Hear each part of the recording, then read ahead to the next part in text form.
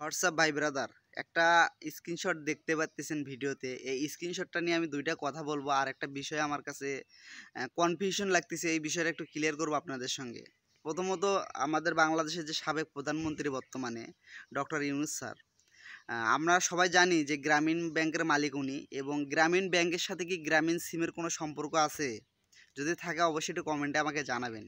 মূলত বিষয় কোনটা আমি একটু বলতেছি আপনাদেরকে। আমরা কিন্তু ২ দিন আগে শুক্রবার শনিবার ২ দিন ফ্রি ইন্টারনেট চালাইছি, তাই না?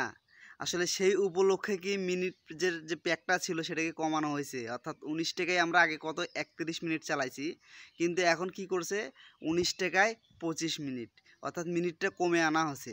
২৪ ঘন্টা মেয়াদ। যাই হোক, আমরা কিন্তু একটা আন্দোলন ইতিমধ্যে আছে আমাদের, যে আমরা আমাদের টাকা দিয়ে মিনিট কিনবো, আমরা আমাদের টাকা রিচার্জ করে কথা বলবো, মিনিট কিনবো, সেই মিনিটের কেন মেয়াদ থাকবে? ১ নাম্বার পয়েন্ট হলো এটাকে নিয়ে কিন্তু সবাই জানেন। আর দ্বিতীয়ত আরেকটা কোশ্চেন হলো যে আমাদের যে মিনিট আগে ছিল ৩১ মিনিট, সেখানে কেন ৫ মিনিট কমানো হলো? এটা একটা কোশ্চেন আমার। এই দুইটা কোশ্চেন। আর গ্রামীণ ব্যাংক আর হচ্ছে গ্রামীণ সিম, এই দুটো কি হচ্ছে ডক্টর ইউনূস স্যারের? যদি অবশ্যই আপনারা জানেন একটু কমেন্টে জানাবেন। আর এই যে আমাদেরকে ফ্রি নেট চালাইতে দিল, এজন্য কি মিনিটের দামটা, মানে মিনিটটা কি কমে আনা হয়েছে?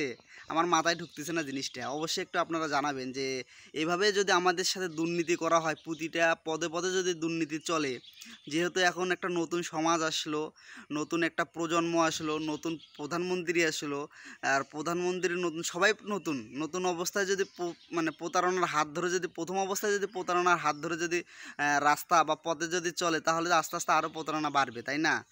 সো আমার এইটা প্রশ্ন যে পাবলিকের যে এই সমস্যাটা, পাবলিকের যে এই প্রবলেমগুলো, যেমন এই যে আজকে মিনিটের দাম, মিনিটটা আজকে কমে আনা হচ্ছে ১৯ টাকার মিনিটটা, আজকে আগে দিতে ৩১ মিনিট, এখন দেয় হচ্ছে ২৫ মিনিট। এই যে কমে আনা হলো, এটা আসলে কে দেখে? এগুলো কে দেখে? যে সাধারণ জনগণের যে সমস্যাগুলো, এগুলো কে দেখে? আমি মনে করি এগুলো আমাদের এখন বর্তমান যে মাননীয় প্রধানমন্ত্রী ডক্টর ইউনূস স্যার, আমার সম্ভবত মনে হচ্ছে ওনারে হতে পারে গ্রামীণ সিম, যেহেতু গ্রামীণ ব্যাংক ওনার, গ্রামীণ সিমও ওনার হতে পারে। সো এই বিষয়টা আপনারা অবশ্যই ডক্টর ইউনূস স্যার পর্যন্ত বিষয়টা পৌঁছাবেন, এবং এটার যেন সঠিক একটা তদন্ত হয়, এজন্য আপনাদের সবার কাছে অনুরোধ রইল। সো ভিডিওটা এ পর্যন্ত, সবাই ভালো থাকবেন। আসসালামু আলাইকুম।